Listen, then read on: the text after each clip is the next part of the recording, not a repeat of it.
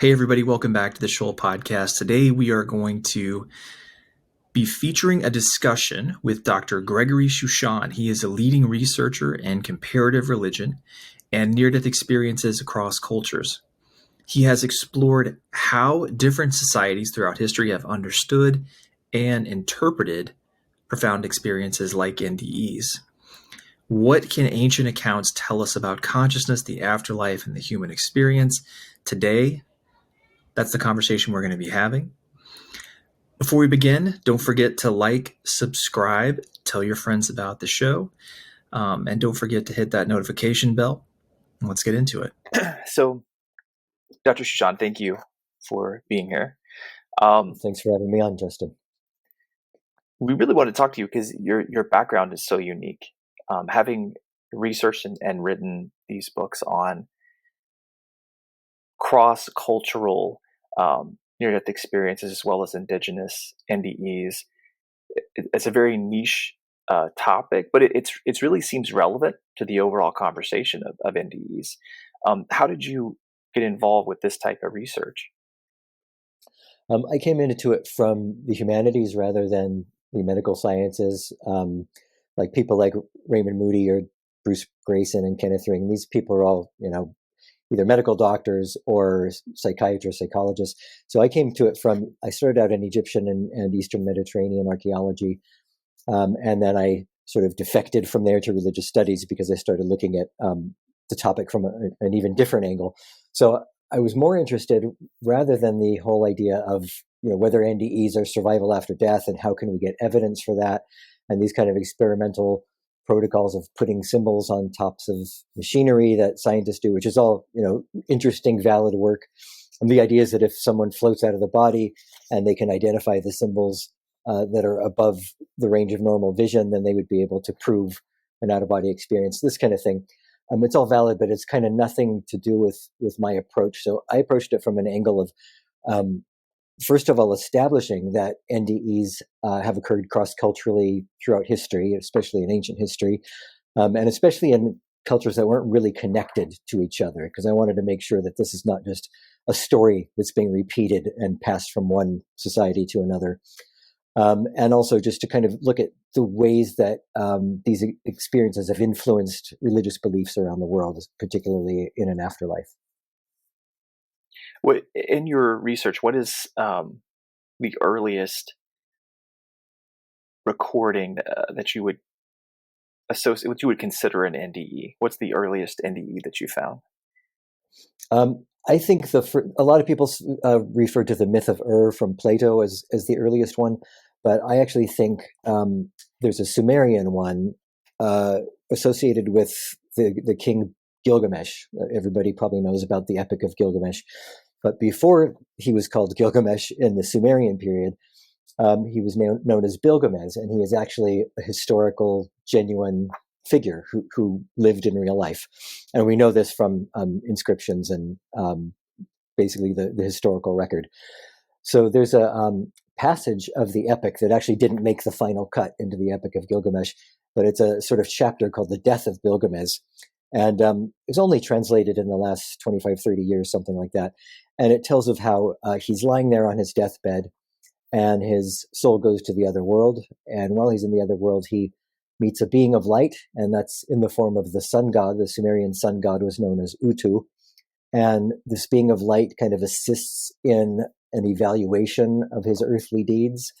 And then there's a panel of judges, and they sort of discuss what's going to become of him as a person who has recently died, and in light of what he had done on earth. And then they decide that he's going to become a judge in the other world, which is a kind of semi form of divinization, because all the judges are gods. But he's human, so he's only going to be sort of half divine, half human. And then there's a banquet thrown in his honor, and he sees some deceased relatives, and then he's sent back to Earth to prepare his funeral and basically get his affairs in order before he dies and goes and becomes this afterlife judge. So I think that's because of the fact that it's in that historical context. It has a lot of NDE typical tropes, and most importantly, as the NDE context of somebody traveling to the other world, while temporarily dead, remembering experiences that their consciousness had outside the body, and then coming back and relating them to other people. And you said this particular story has only been interpreted in the last couple decades. Right. Yeah. It dates back to at least around 1800 BCE. So, getting close to 4,000 years ago. But yeah, some of these Sumerian texts haven't been fully translated in scholarly editions until, 25, 30 years ago. That's interesting. And you talked about some elements to that particular NDE that are similar, the life review, the being of light. Did you find a lot of, well, first of all, let me ask you this. In researching these different cultural NDEs, how far did that go? What cultures did you find had documented experiences of what you would consider NDEs? So with the ancient civilization study, Sumerians had them. There's evidence for them in India. We don't really have like documentary accounts the same as the Sumerian ones, but we have medical texts that talk about NDEs and basically describe, the process for helping somebody who's in danger of death coming back to their body. And that includes, some discussion of the elements of NDEs. From China, we have lots and lots of examples of actual NDEs going back to, 8th or 9th century BCE, something like that. In fact, there are some Chinese books that have not been translated into English, unfortunately, but they're actually compilations of NDEs, and these go like straight through the medieval times. And then I also found a couple, 2 or 3 from Mesoamerican cultures, mostly Aztec, actually. I didn't find any particular Mayan ones. So essentially everywhere but Egypt, there was, clear evidence for the existence of NDEs, knowledge of NDEs, and even descriptions of them. So, which is interesting because Egypt, you would think that, they were so focused on death and the afterlife. We kind of would expect them to have descriptions of near-death experiences. But the reason we don't is because there was no context for the reporting of personal experiences. If you look at the uses to which writing was put in ancient Egypt, it's entirely priestly and ritual, and on the other hand, bureaucratic and kind of royal decrees. So it was a very elite sort of form of expression, writing. There's like divorce decrees and laundry lists and things like this. But there wasn't even literary text, stories, until the Middle Kingdom of Egypt, which is, over 1,000 years after the pyramid texts, the earliest afterlife texts were first written. So, and then it's not until, much, much later, around 300 or 500 BCE, that we get even stories of people traveling to the underworld and returning. And even then, it's not so much an NDE. It's more like a tale where somebody goes there in the body, and it's kind of a moral lesson.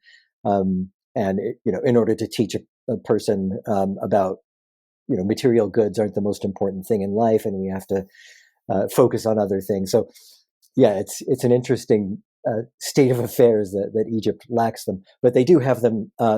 I think evidence for NDEs embedded within their religious texts and their descriptions of the afterlife. So, would you say it's an almost universal concept in your research that there's at least some evidence that these ancient civilizations were aware of NDEs? I think so, yeah. It's definitely the case in everywhere but Egypt. But then in Egypt, we've got, so embedded within like the pyramid texts, which is the earliest, the coffin texts, Book of the Dead.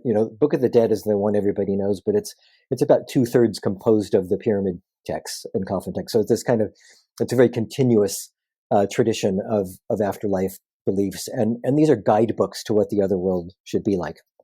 So looking at them as guidebooks and looking at them from the perspective of the ancient Egyptians, it kind of implies that somebody must have been to the other world and returned in order to get this knowledge to pass it on to the living, so we know what to expect in the other world. And so these texts include things like traveling through darkness, coming out into a realm of light, meeting a being of light, once again in the form of a sun god, but it's now the Egyptian sun god Re, meeting deceased relatives. That sun god assists in a kind of evaluation, or at least the gods have this evaluation of the person's life and their deeds on earth. And then there's a kind of mystical transcendent experience of the kind that a lot of NDEs describe, feelings of oneness, omnipresence, omnipotence, or whatever. In the case of the Egyptian text, because it's not an NDE, we don't have a return to the body element, but there are lots of other elements about the afterlife description that kind of implies knowledge of an NDE. Another one that is, it's a little complicated, but basically the soul of the dead person is equated with a lot of these gods. So when you travel to the celestial realm with the sun god Re, you actually are Re as well as being with him. So it's, again, this kind of union or divinization with existing gods. And that happens also with Osiris. Osiris is the god of the dead and the judge of the dead. And there's a particular moment in these texts where the soul goes to the underworld and encounters the corpse of Osiris. And the text makes it clear that the corpse of Osiris is also the corpse of the soul of the dead, because you're one and the same with the god. So I interpret that as symbolic of an out-of-body experience where the person sees their own corpse lying there below on the operating table or at the accident site or whatever. And in both cases, when people have that experience, they understand that they've survived the death of their physical body. They understand, okay, wait a minute, there's me and I'm dead, and yet here I am conscious, perceiving my dead body from this vantage point. And it's exactly the same in the Egyptian text, because at that moment, it's this realization that you've transcended death, you've become this deity or Osiris, or rather you've realized your oneness with this god. And that enables you to proceed to the next level in the other world, just as an NDEer is then enabled to proceed to the other world after they realize that they're dead. So it's it's complicated, but to me it makes sense, because it's when we look at all these descriptions as symbolic of experiences, then everything seems to kind of fall into place. Yeah, and it seems like you did already describe some common experiences between these ancient NDEs and more modern NDEs. Did you find anything that sort of stood out as unique in ancient NDEs, or are they, for the most part, fairly common in terms of those elements?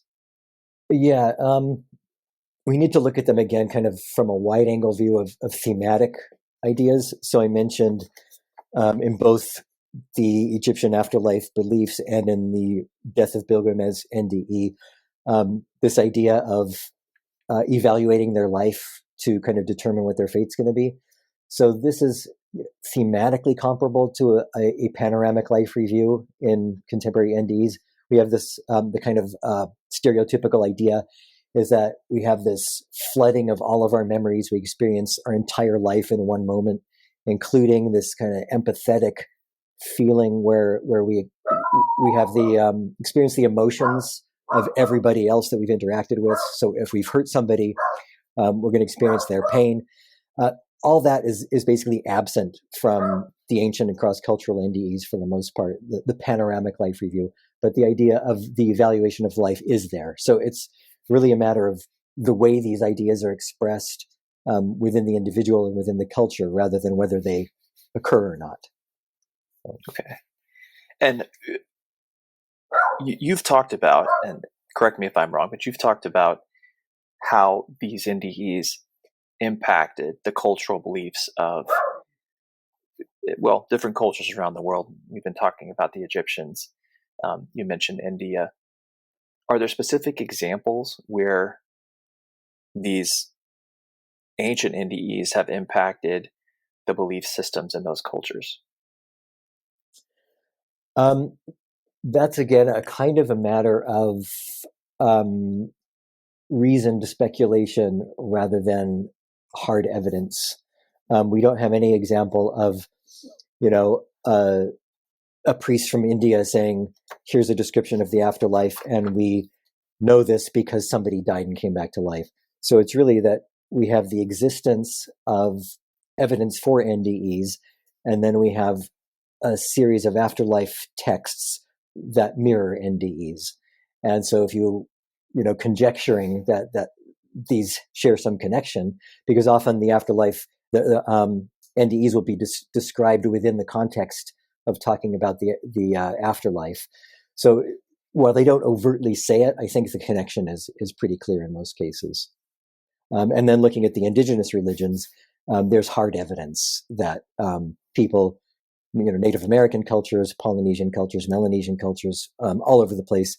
I found something like 70 examples where people literally said, we know about the afterlife because so-and-so died and came back to life and told us about it. Do you have any of those examples you could share? Yeah, there's just there's so many of them. There's an interesting one from a Kiowa prophet named Bianchi. He died and came back to life, but he was also a shaman, and so he was able to have NDE-like experiences on demand through shamanic journeying. And there's a great account where he has this shamanic NDE. He goes to the other world, and he sees his deceased relatives approaching on horseback. They take him to the spirit village, which is a series of teepees, and they tell him which teepee he can find his family in, his deceased relatives. There's a ghost dance circle there. The ghost dance was a tradition actually founded on the near-death experiences of certain prophets. They had an NDE, and then they came back and wanted to share the experience with the people. And that experience involved, chanting and dancing and drumming repetitively and taking drugs, with the notion of having this otherworld journey as a result. And the reason for that was to get the benefits from the afterlife that the prophets themselves had without having to die. So there's in Kiowa's shamanic NDE, he encounters a ghost dance in the other world, which I think is really interesting because he's already there in the other world. So the implication of what would be the purpose of a ghost dance for already disembodied souls? Is there another kind of dimension that they would then travel to? But then, so anyway, he comes back to life, and he draws images of this experience. There's a couple of them. One is a very kind of pictorial image of the ghost dance circle. His brothers on horseback on one side, and some women he knew on horseback on the other side, and the teepee village, and then some strange, deities or mystical beings that he drew as little green triangles with crosses on them. But then he also drew, this is the picture depicting one of his NDEs, which was used on the cover of this book. And sorry for the print, but I think with some, kind of imagination, maybe this is like the stripes of a tunnel leading to light with these stars. This is also kind of a tunnel-like rainbow, and then here's a deity at the bottom. It's a Christian crossover, syncretism thing, because this deity has a cross on his head. So there's all this kind of mystical imagery.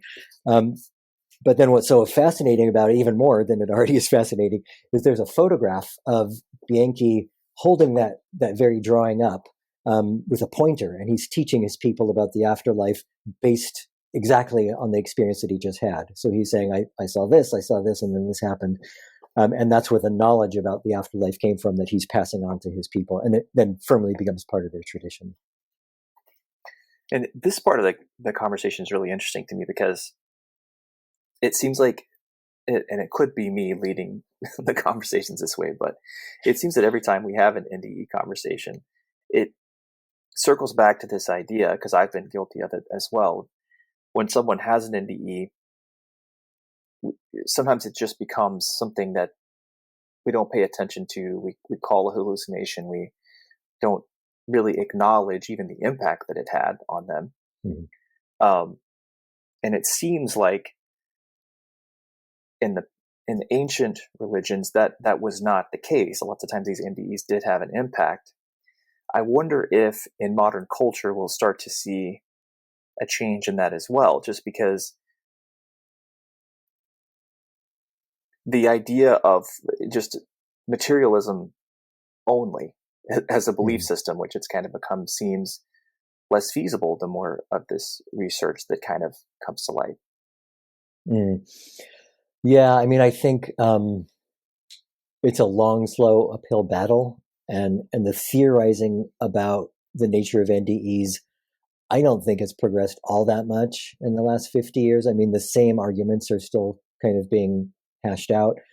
Every few months, there's a new article.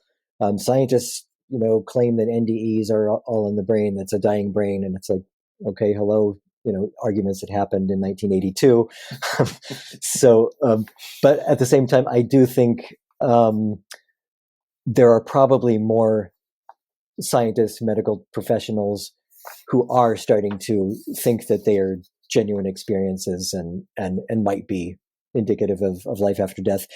I think there's definitely more awareness that they occur in a kind of clinical context. And, there's nurses and hospice workers and doctors who are kind of learning about them as a way to destigmatize them and not pathologize them so much. So people will be, feel comfortable talking about these profound experiences. Because I think if they feel like they're unable to express them, then it's a pretty depressing, even frightening state to be in, especially if they grew up, as in a strict religious environment.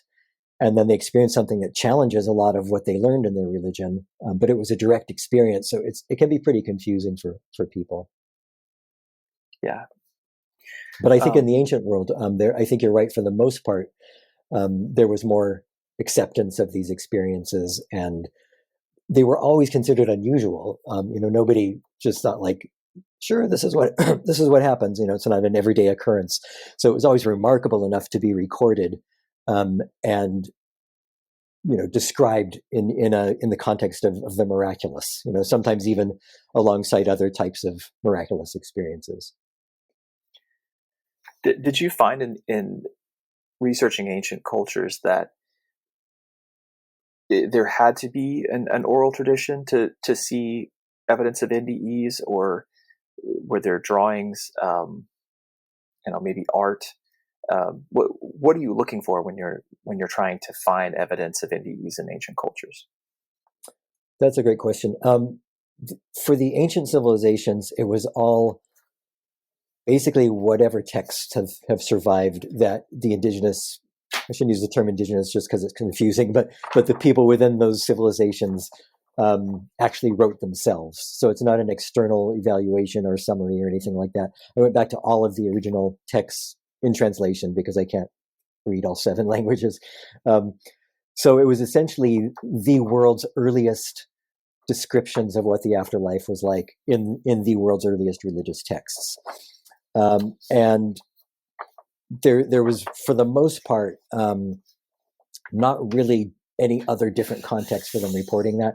In China, there was. In China, a lot of these accounts occur like in actual historical records, and they'll even say things like, they'll describe the NDE in detail, the circumstances, what happened, the name of the person who had it, their profession, their age, the province they lived in, the date. It will be witnessed by other people, and then like formally lodged as in the government bureau of documents. A really kind of bureaucratic approach, which shows that there was no doubt in their minds that these happened, and there should be no doubt in our minds that these were NDEs happening, in 9th or 8th century BCE China. And then also in some of the Mesoamerican accounts, they were told to missionaries and explorers and ethnographers. So that's not always looking at the indigenous texts, but we also do have Aztec and Mayan texts that were relevant, that have afterlife descriptions, with NDE type elements in them. How are you received when you do a speaking engagement on this topic? Do people tend to ask you more questions about? Are they more historical questions, or are they more questions about the afterlife? That totally depends on the audience, actually. I've been doing a lot of, rather than strictly academic kind of talks, I've kind of been focusing more on, just reaching different kinds of audiences, spiritual communities, paranormal communities, or whatever. So obviously the spiritual communities, I sometimes feel like they glaze over everything I'm saying, and they're just waiting to ask, okay, well, but what's the afterlife really like? People have their specific interests. And then paranormal ones, it's like, where do you have examples of evidence from for NDEs being veridical from the ancient world? It's all totally valid kinds of questions. In academia, there is either blanking me out entirely, not wanting to hear it, or challenging questions that are trying to be like a sort of gotcha thing. And dismissive comments, things like, I thought this was all settled long ago. Because there's this paradigm in religious studies. I'll try to make it short because I actually find it really boring and easily refutable. But the idea is that there can be no such thing as an experience type that can lead to religious beliefs cross-culturally. And the reasoning for that is that all experience is culturally and linguistically created, not just culturally and linguistically interpreted or experienced, but literally created by language and culture, implying that we can't have experiences without language, which itself is absurd. So there's all these kind of layers of assumptions that they're using to build this paradigm, which is not grounded in science or reason or empirical evidence or anything else, but it's just really permeated the field of religious studies. Part of the reason for that is because religious studies has a chip on its shoulder about not being theology. They want to constantly make it clear that we're not talking about the reality, the possible reality of metaphysics or gods or anything else. We're distant, secondary observers. We're not participants. So, which is all understandable, but it's an overcorrection. And from my point of view, these experiences don't necessarily mean anything other than that people have them. I'm not interpreting them as evidence for an afterlife, but that doesn't seem to be enough for academia. Just the fact that I'm saying these experiences exist cross-culturally and they might be influencing afterlife beliefs is like, they don't want to hear it. And some of the comments I've had were like, I didn't get a job. I went for a job actually. And I was told that the reason I didn't get it was literally my interest in religious experience, not the way I studied it or the approach or anything else. So that's unbelievable. I mean, it makes me wonder if there is, for example, if there were universal truth to be found in NDEs, and specifically talking about like the afterlife, let's say, is it so much of a threat to what some of these people do that they feel any concept that doesn't fit the mold has to kind of be rejected, Yeah, I think so. I think it is a threat. It's a threat to their livelihood because they've built entire careers. I mean, some of them have literally made their names on writing, kind of standard canonical academic essays about the cultural and linguistic construction of experience in terms of religion. And I wrote an article refuting that and saying NDEs are not culturally generated like shamanic experiences. They're spontaneous. They happen in a particular context, cross-culture. They're defined by their context. I'm not even saying that they contain the same elements. I'm saying they're diverse around the world, and yet they have these similarities and they occur. But that was just ignored. And in fact, that article, the journal editor wanted it to be a symposium issue, and he was going to invite some of the people I critiqued to write a response, and then I was going to reply to their response. And they all said, yes, we'll do it, absolutely. And then when they read my article, they all backed out, 3 or 4 scholars. So on the one hand, I thought, okay, in silence, there's consent. But on the other hand, it was frustrating because it's like, there's no dialogue going on here. And original research doesn't actually matter. Interdisciplinary research doesn't matter. But, it's a field where people also make their names writing entire books on the Western academic use of the term religion. And so sometimes another, thing I've experienced at academic conferences is being interrupted. What do you mean by religious beliefs? How are you defining religion? And then how can you use the term near-death experience, which is a Western term, and apply it to other cultures? It's this constant kind of calling you out on your terminology rather than engaging with what you're actually saying. So it's like hitting your head on a brick wall, really. Well, you should feel complimented by that in a way, because that's, Bruce Grayson gets those, and he mentioned getting those kind of refuting emails all the time, and he responds to every single one. Right. Wow. And typically in short order, but I think if you're doing the right thing, you probably are getting some flack. So yeah.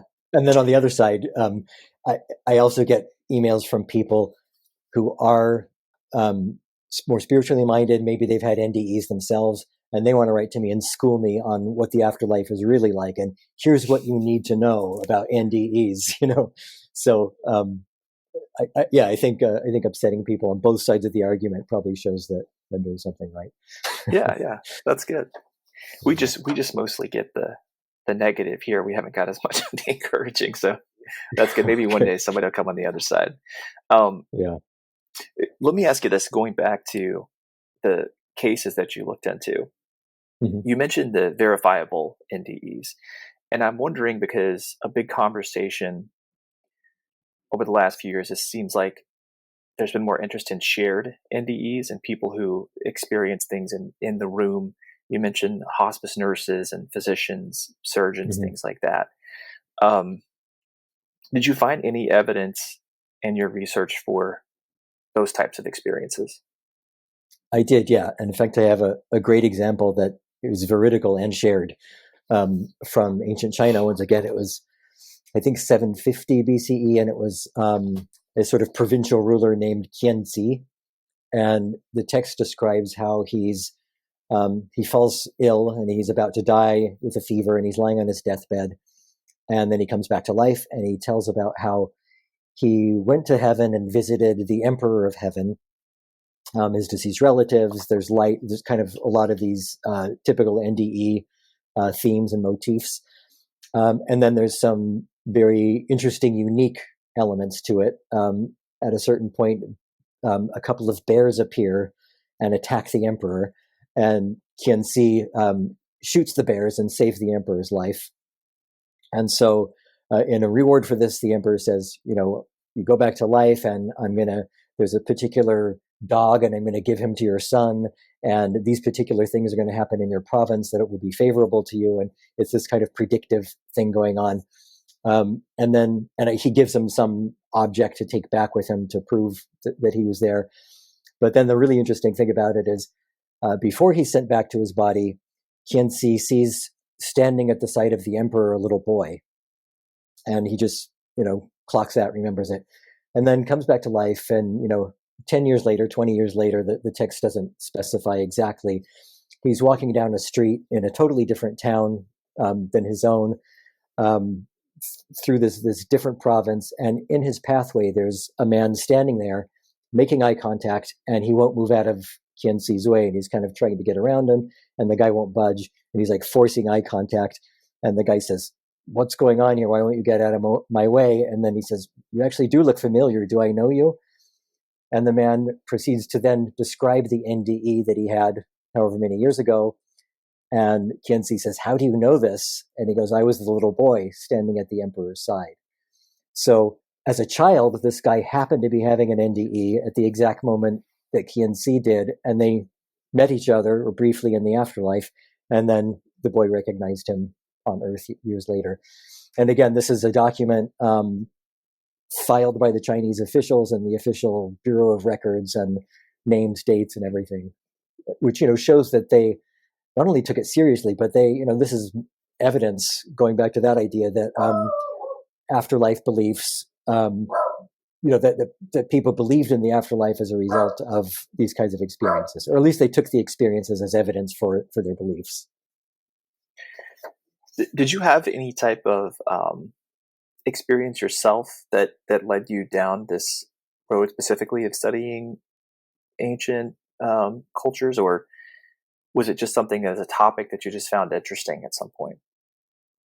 Yeah, it was just something I found interesting. I haven't had an NDE myself, I've had, unusual experiences in meditation and psychedelics and things like that, but it was never, I never connected that at all to like my academic research. But I was always interested in them. As a kid, I was always reading books about the paranormal and things like that. And then when I first read about NDEs, they did seem like something other than all this other kind of paranormal phenomena stuff that you read about in like those collections of books that were aimed at youths. There was something about them that stood out, and I think it was because of the claims that people were clinically dead and that they were seeing similar things and having similar experiences in the afterlife, and that they all said that it was this afterlife kind of experience. So yeah, I didn't even plan on looking at NDEs in any kind of formal or scholarly way. But years later, when I was studying Egyptian archaeology, this was at University College London. They have the Institute of Archaeology there. And I was reading these ancient Egyptian texts, and it was, as I described earlier, I just started thinking, if you strip back all of these cultural layers, this actually looks really familiar: entering darkness, coming out into light, being of light, relatives, and so on. And I started thinking, I wonder if it's possible that they actually got their afterlife beliefs from NDEs. And then I remember there was a book by Carol Zaleski called Otherworld Journeys, where she looked at medieval European afterlife journey accounts of monks and nuns, mostly in the context of NDEs. And I just started thinking, how far can I extend that argument? If I look at beliefs like the Egyptian ones cross-culturally, I wonder if other civilizations seem to validate this. And so it seemed like it just kind of kept extending from there as I kept finding this evidence. And it seemed like each one was validating the other, because it was the same set of afterlife motifs that was repeated cross-culturally, and that just happened to be, one of the cores of NDEs, basically. Did this research change like the lens through which you view modern NDEs? I mean, do you think that there's a lot of correlation there, or does it make you sort of look at them more skeptically, let's say? I think it definitely changed the way I looked at them, as far as, we all have the kind of Western stereotype of what an NDE is. And so just to give a couple of examples, and so I went into this field with that stereotype in mind, and it took me a while to not only realize the cross-cultural diversity, but find ways of understanding and explaining it and making it valuable to near-death studies as well as to the history of religions. So just a couple of examples. This typical idea in near-death experiences is rushing through a tunnel, and then there's the light at the end of the tunnel that people emerge into. Cross-culturally, we do have descriptions of traveling through darkness, but not so much an actual architectural tunnel. Architectural might be too strong of a word, but a round circular thing that we're speeding through. It's just kind of amorphous darkness. And then in other cases, there's no tunnel at all. So, for example, in Polynesian accounts, they talk about walking along a path or a road, and they will even say, I saw the footprints in the sand of all the spirits who had gone before me to the other world. There's one account of a woman who's having her NDE. She's walking along the path to the spirit village, and she sees another soul walking back in the opposite direction. And that person's they're returning from their NDE, basically, and she's going to have her NDE. So we have this idea that both of the tunnel and walking along the path are thematically the same. It's still transitioning of the soul from physical form in the body to wherever they're going in the other world. But the means of getting there is obviously culturally symbolized in the person's consciousness, if that makes sense. And then another one, which I think is a big challenge to some of the scientific assessments of NDEs that have come out recently, is the life review we talked about earlier. And I mentioned how this idea of the panoramic life review doesn't really exist very much cross-culturally. So there's a Native American example where the Native American guy is having his NDE, and he goes into a room and he sees a man sitting behind a desk who's like the kind of authority judge figure. And on the wall behind this man is a picture of himself, of the guy having the NDE. And somehow this picture embodies his entire life history. He doesn't explain really how, but that's how he describes it. So it's not like a panoramic life review, but thematically, again, it's the same. And this is a challenge to these recent claims in scientific near-death studies where they say, they've been able to get an EEG reading of a brain dying at the moment, or a brain at the moment of death, just last year. They say this is a burst of electromagnetic energy, and they were hypothesizing that's the moment of the life review. What happens at that moment is all the brain's barriers are short-circuited, and your whole brain is flooded with memories, and you experience all your memories at once, and then you switch off and you're dead. Obviously, that's not happening cross-culturally because people across cultures are not having those kinds of panoramic life reviews. Is there anything you think that, because you've been researching this for a while, you've written several books, what do you think we can learn from ancient NDEs? I think there are a few things. One of them is that this idea of having direct experience of the divine or the other world or ultimate reality, or however you want to call it, the kind of things that religions have been trying to harness and teach us in their own particular way for their own particular motives. It's very different having that direct experience than relying on what these institutions have been teaching us. And so I think people who grow up with strict religious environments, I'm still surprised to find how many people out there are genuinely afraid of, going to hell and encountering Satan and being burned and tortured and all these things, and how people, live their lives according to this idea. It's not that they want to be good for the sake of being a good person, but they don't want to go to hell, And so it's sort of and it's almost a self-defeating thing because it's this cycle of guilt and shame, and they live their lives in that cycle. So I would say that, if you look at near-death experiences, contemporary and cross-culturally and all around the world, they don't say these things. They don't say that, you need to behave in this particular way that your church prescribes or you're going to be punished. No, none of them say that. They all basically say this is going to be a direct encounter with the divine. You're going to see your deceased relatives. And, crucially, it's a positive thing. It's a realm of rebirth. It's a realm of wisdom and knowledge, transcendence. And people who come back from it are changed for the better. They no longer fear death, almost universally. And then, more possibly mythologized interpretations, they have healing powers and powers to even raise the dead. There's a medieval example of somebody comes back with omnilingualism, which is the ability to speak all languages. There's a Native American example where somebody can read the Bible and they were illiterate before that. So regardless of what the specific manifestation is, it's always this transformational, positive kind of thing. And I just feel like, echoing, in fact, what Native Americans said about NDEs, I feel like it's more important to look at what people who have had this experience have to say, rather than people who've been interpreting different kinds of miracles for their own gain over a few thousand years. Let me ask you this, of the text that you've researched and looked into, the first part of this question is, as a researcher, which one did you find the most interesting? And the second part to this question is, were there any NDE experiences you read about that you felt were particularly unique in some way? Let's see. So what's the first part again?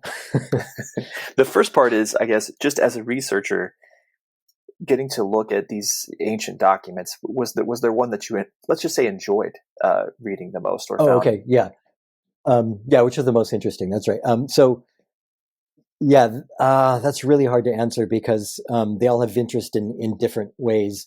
So I thought that Sumerian Death of Gilgamesh was really interesting because it had never been identified as an NDE before. In fact, a lot of these texts haven't. They've not made their way into near-death studies at all. They've just been, stuck in Assyriology or ancient history or whatever. So that was interesting to discover. But also in Assyriology, the idea, the kind of received wisdom of what the Mesopotamian afterlife was like, I was able to challenge that in a way that I hadn't expected. So if you read any kind of summary in an encyclopedia or whatever of Mesopotamian afterlife, it will say, it was just this shadowy half-life, this kind of half existence where you're wandering around in a haze and don't know what's going on, and it's all pointless, boring eternity. And there's no judgment, and it's just basically this same haziness for everyone. But then I found lots of descriptions of judgment, of judges, of feasting in the afterlife, deceased relatives, being of light, all this kind of stuff, which really challenged that paradigm, which had been repeated and is still being repeated for over a couple of hundred years. I think that's because that field kind of emerged out of Old Testament studies because of the relationship between the Old Testament and the ancient Near East. Kind of cultural and things like the flood myth. They're pretty convinced that the flood myth came from Mesopotamia. The myth of Zeusidra is kind of the same as the myth of Noah. So I think it was kind of impacted by that in a way that led to a lot of assumptions. So I think that the NDE of Gilgamesh, the way he becomes a judge, it implies that there are other people to be judged. It implies that there are a diversity of fates in the other world. These are all things that were not really accepted in Sumerian studies, and they're still not because they ignore me. But then, as far as like on another level of like personal interest, strangely enough, the more kind of esoteric, vague, mystical kind of texts are the ones that personally attract me the most, and two come to mind. One is the Chinese Zhuangzi, which used to be transliterated as Changzu. That's how it's often published. And then the Upanishads in India. And to me, both those texts share some similarities in the kind of focus on not so much the NDE elements, but the transcendent state that happens afterwards, where it's this kind of disembodied metaphysical wilderness that you're wandering through the cosmos, and you can do anything and be anything, and you're doing everything all at once, and you're riding dragons, and you're riding on the back of a green swan, and it's just this really pretty trippy, psychedelic, mind-blowing kind of stuff. And I guess I find it so interesting, not only because the descriptions are so vivid and poetic, but it makes me wonder what's behind them. What was really going on in the consciousness, and what are they symbolizing? What are just what are they expressing within those symbols, basically? And what about you told this story of the boy meeting the man on the street, right?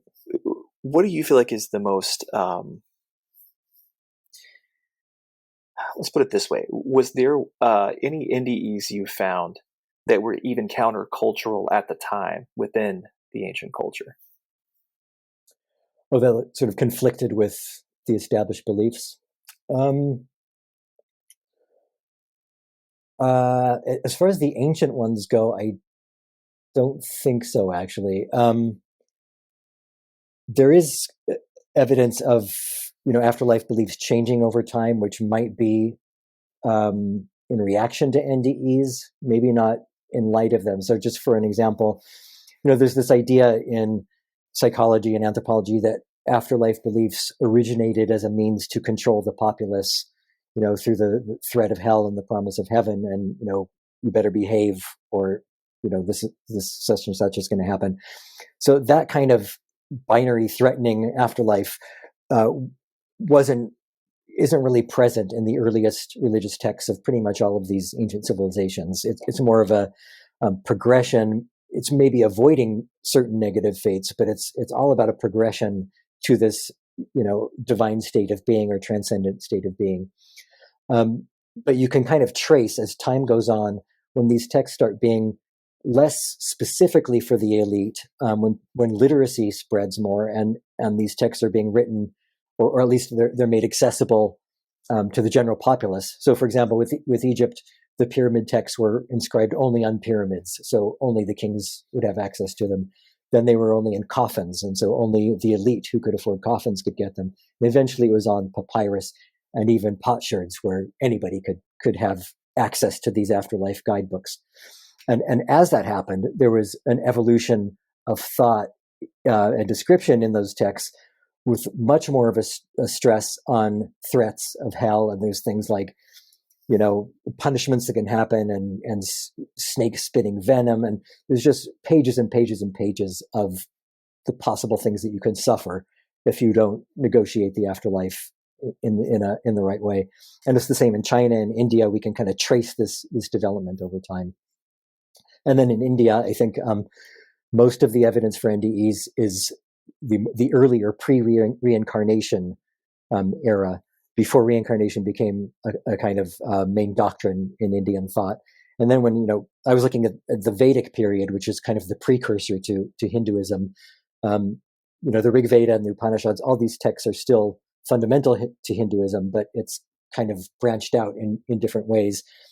And as reincarnation became introduced in India, then these kind of journeys to the afterlife and return and NDE themes became less prominent and almost disappear for a while. So again, a reaction to the NDEs rather than influencing them. And I think there was some awareness that, like, the intermediate state that the soul travels to before being reincarnated in the new body is kind of analogous to the near-death experience state.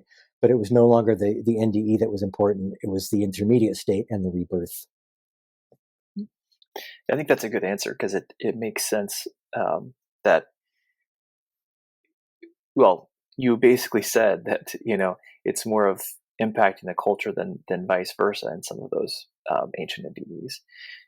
Yeah. What about if I put you on the spot and say you've done all this research, and I haven't seen a lot of folks writing books on ancient NDEs, so you seem to be the guy to discuss this with.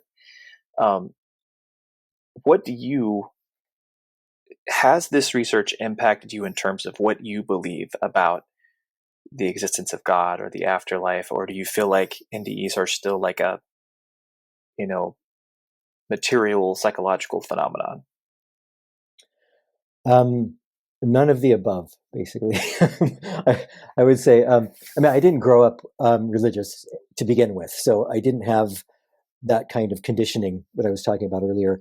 But at the same time, I was exposed to a lot of different religions and beliefs. My mom was like of the hippie era, and so she would take us to the Hindu temple and the Buddhist temple, and I had a Catholic grandma and a Jewish father. So I was kind of, born to be a historian of religions, maybe.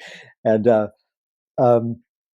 so I realized when I was doing this work that I kind of intuitively felt that the soul is something different from my body. That's not something I was raised thinking. It's just something that I almost subconsciously took for granted, even if I hadn't thought about it. And there have been studies. Jesse Baring from I think Queen's in Belfast has talked about how that belief, the dualist belief of soul and body, is basically hardwired into the brain. And he's done studies to demonstrate that. I think that might be true. But I started really analyzing, like, where did that feeling come from? Does it come from an intuition that seems genuine, or is it just some evolutionary kink or whatever? But as far as, the way the studies impacted my beliefs, I think coming from that neutral place, and then also coming from archaeology, which is a very evidence-based field, it's kind of, it's not an empirical science in the sense that the interpretations are always clearly empirical, but you're making all of your theorizing. All your theorizing is based on empirical evidence, and it's a very rational kind of field. So So coming from that kind of evidence-based position, I just realized I don't really need to take a stance here, and it's better if I don't, because I don't know that there's an afterlife, and because I don't really understand the concept of belief in a personal way, because I never had any beliefs, not based on personal experience, then I feel like that's also the most honest way for me to approach it, from that neutral, the cloud of unknowing, as the ancient medieval mystical text would put it. And I'm kind of happy in that cloud. I don't mind. I'll know soon enough when I get there. That's a good book that you just brought up. But let me ask you this: what do you have planned next? Are you writing more books? Do you have some research on different topics you're going to be working on?